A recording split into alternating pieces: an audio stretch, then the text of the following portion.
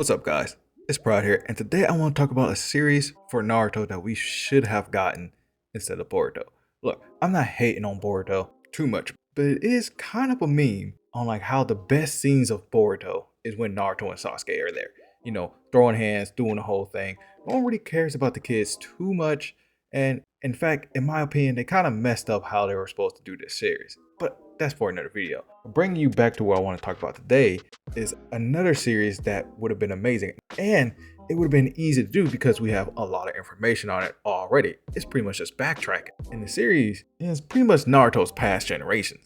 Like, how amazing would it have been if we got to see how Minato grew up all the way, like more than one or two missions, and also see how Minato actually learned to fly Raijin, and also see him train with Jiraiya and learn Sage Mode. Now, Minato always says that he doesn't know Sage Mode that well, but we see how he did it better than Jiraiya did already, and Jiraiya was considered pretty proficient to a T and a master. Like, how amazing would it have been if we would have saw that. Now, even more than that, how about we can go even further? How about if we saw all the past? Like, how about if we were to see more than just Minato's generation? How about if we would have saw the past for all the Hokages, either ending the series on Minato or ending it by going all the way back to Hashirama and how he officially made the village? I personally would have been way more interested in this than watching Boruto do his thing, because Naruto actually left a lot of unknowns to be spoken about, so much so that debates are kind of heavily influenced on what was said on how strong these characters were instead of what was like shown how strong these characters were.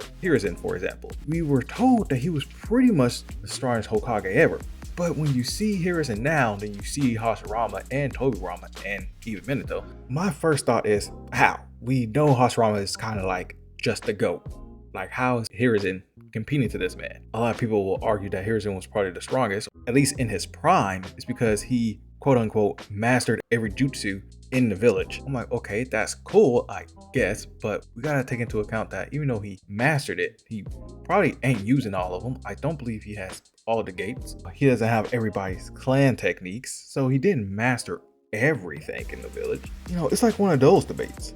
People think Kakuzu was really strong because he survived taking a hit from Hashirama, or he survived in an encounter with Hashirama, and everybody kind of took that as a diss to Hashirama or like a buff to Kakuzu. I even saw a debate where it was like, could he be Pain? And I'm like, okay, like we are really putting this man on a higher pedestal all because he fought Hashirama and lived, knowing that he's technically classified as an immortal. So all because you live the fight doesn't necessarily mean that you could win the fight. It just means that you can't die easily. So pretty much what I'm saying is a fight between Kakuzu and Hashirama would have been amazing to see. We could have seen how that actually worked, or we could have seen a fight where Tobirama fought against like the Tail Beast brothers and like I think 20 other Jonins, and he fought them by himself and actually put in the work against them, which is a feat all by itself, because even though people downplayed them, they were actually relatively way stronger than most people would give them credit for, considering they had a sliver of the full Nine Tails power. Like, not half like Naruto has, but like it was a full Nine Tails, and they had like a little bit of that because I think they ate him.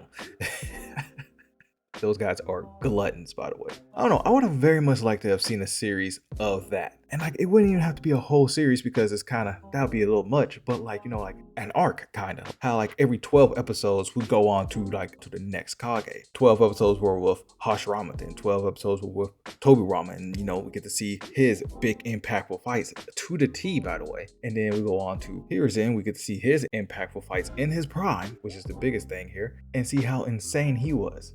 And then we go all the way to Minato and see his biggest fights, because we know Minato was a beast, and we know one of his biggest fights was against Obito. But we also get to see how he made the Rasengan, how he saw a Tail Beast Bomb and actually lived to tell the tale. Again, Minato got the idea of the Rasengan from watching the Tail Beast Bomb. All these things would be pretty amazing to see, in my personal opinion, because I've already kind of simulated this with a group of friends of mine. If you guys know what D&D is, well, we played a game similar to that when it involved the series Naruto. And we played this game of Naruto similar to that of, you know, well, Naruto Shippuden, with like similar powers and in the same kind of time period where, you know, there was Tail Beasts and Susanos. We played that and that was very fun. But then we also played another version of this game where we went back into the past. kind of in the same era as like Hashirama or Togurama, where you have to go off your own skills. And that was a very interesting experience where like it was more skill based and like, yeah, you had cool techniques, you still was able to do ninjutsu. But if you saw Jinchuriki, that was like a 1 in a million chance. And like at that point, you probably worked yourself up to be able to held off this Jinchuriki at least, and maybe even fight him again with just pure skills. We also gotta remember, but back then there was no such thing as a perfect Jinchuriki. In fact, Tailbeast actually roamed wild until Hashirama gathered them all up by himself and then divvied them out himself. So actually, if anything, you will see a Tailbeast before you see a Jinchuriki. That's why having a series of Naruto's past, again, in my opinion, would have been a very more interesting choice. We could have settled a lot of debates, and we could have saw more technical fighting, like the fighting with Obito and Kakashi. In that fight scene alone, it was just pretty much pure skill. Yeah, Obito had a lot of cool techniques, he even had wood style, but he limited himself to not using any of that. It was just a Sharingan user versus another Sharingan user, using the basic elements to out counter each other, and it was more of a show of skill. Oh, and not even just the Kakashi versus Obito fight. Remember the Sasuke versus Itachi fight? That was also an amazing fight to see. I'm not saying I hate Jinchuriki fights or like Naruto fights, but I do respect old style ninjas a little bit more, which Itachi was a perfect representation of.